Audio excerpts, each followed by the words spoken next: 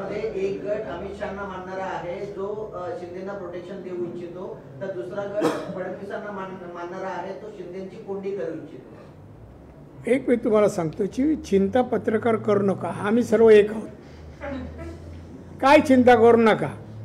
तुम्ही एवढंच म्हणा एकच वाक्य, नांदा सौख्य बरे।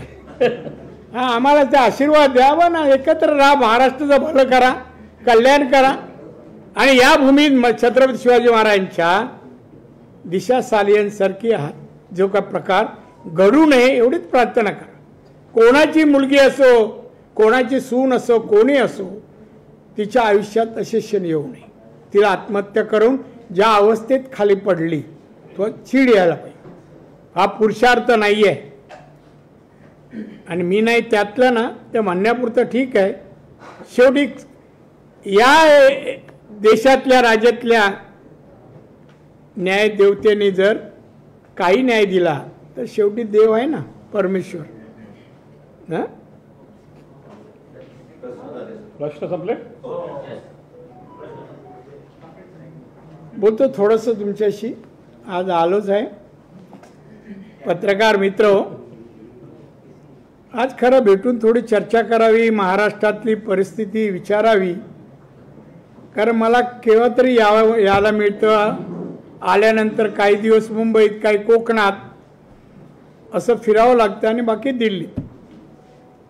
महाराष्ट्राची परिस्थिती, कारण मी महाराष्ट्रात गेले मोर दॅन 55 वर्ष तरी मी महाराष्ट्रात काढली आहे। 11वं पद माझं हे आहे, राजकारणातली सगळी पदं मिळाली, एक गव्हर्नर नाही आणि एक विधानसभेचा अध्यक्ष सोडला तर बहुतांशी पदं मिळाली। आणि या पदावर काम करताना मी महाराष्ट्र जवळून पाहिलाय, इथले जनता, इथले धर्म, इथल्या जाती सर्व पाहिलंय। मी जातपात तसा मानणाऱ्यापैकी नाही आहे, मी लोकप्रतिनिधी आहे। लोकांचे प्रश्न, लोकांच्या समस्या सोडवणं हे माझं कर्तव्य समजतो असं मी आहे। पत्रकार मित्रही आहेत, ते जवळून पाहतात, मला फार वर्षापासून पाहिलं। मी कॉर्पोरेशनला नगरसेवक, BST चेअरमन असल्यावर पत्रकार मी ओळखतो, अनेक जण आज नाहीत आहेत पण काही आहेत।